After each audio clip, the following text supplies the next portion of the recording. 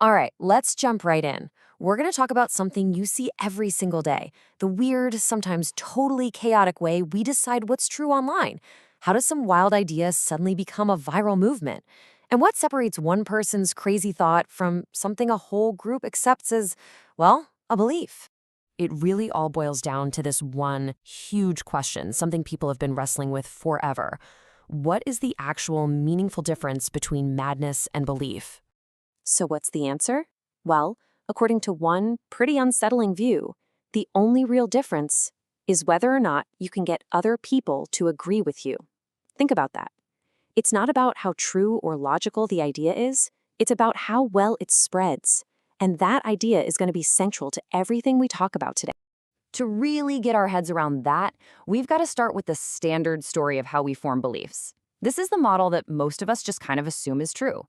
It comes straight out of cognitive psychology. The cognitive psychology model is pretty simple. It says the human mind works like a computer. It takes in information, it crunches the data, it weighs the evidence, and then boom, it spits out a belief.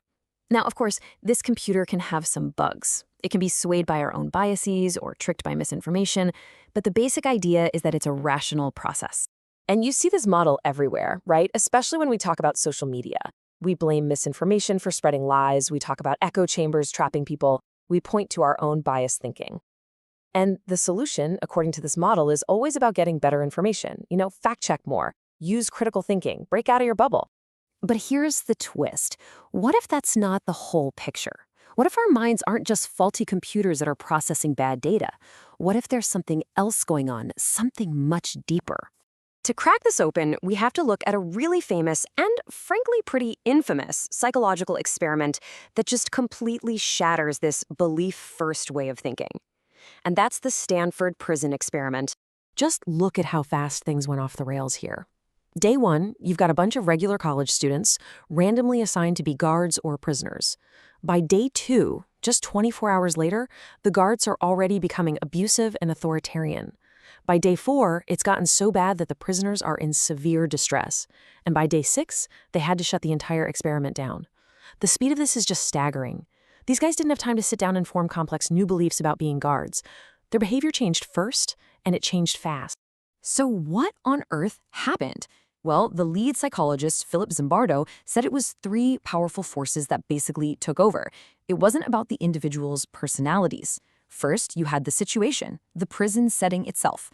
Second, the roles they were playing. And third, the systemic power that gave the guards total control. These external forces just completely steamrolled everyone's personal morals. And this leads to the big, crucial takeaway. Situations can dominate how we think and act before we even form beliefs about them. Our behavior can be completely reshaped by our environment and the roles we're given, way before we've had a chance to think it through. Action can absolutely come first. And that brings us to a totally different way of looking at the mind. It's a framework that can actually explain this kind of rapid change. It's called the strain regulation model, and it paints a whole new picture of why we do what we do.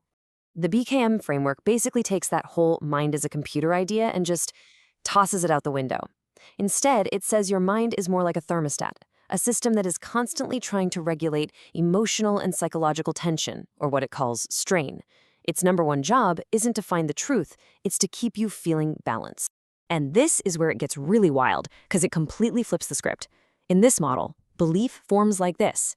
First, we feel some kind of unresolved tension. That's the strain. Second, we act in a way to reduce that strain, to make ourselves feel better. And only then, third, do our beliefs show up after the fact, as a way for us to make sense of and justify the actions we already took. Belief follows behavior, not the other way around. So let's put these two models side by side so you can really see the difference. Cognitive psychology is all about information processing, where your beliefs come from evidence. The BKM framework, it's about strain regulation, where beliefs come after you act. For social media, the old model says it just amplifies your biases, but the new one says it actually creates the stressful environment in the first place. And authority, it shifts from a credible source, like an expert, to whatever the algorithm keeps showing you over and over again.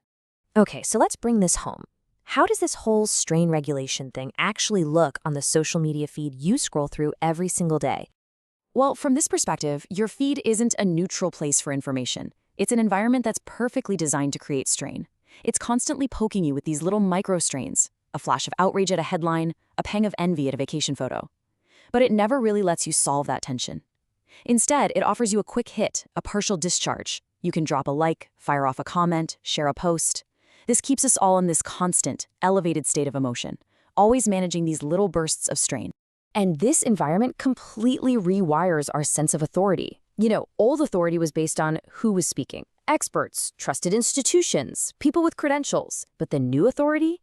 It's based on what circulates. It's all about algorithmic visibility. If the algorithm shows it to you enough times, it starts to feel important and true. What this means is that we now judge a belief less on whether it makes sense and more on its sheer algorithmic persistence. Just simple repetition creates a feeling of legitimacy. If the algorithm keeps pushing it into your feed, it starts to feel real, whether it has any connection to the facts or not. So, let's pull all these threads together. What's the big takeaway here for how we believe things in this totally wild digital age? Well, this new model suggests something really subtle but also really profound. We're not losing our free will because someone is holding a gun to our head and forcing us to believe something.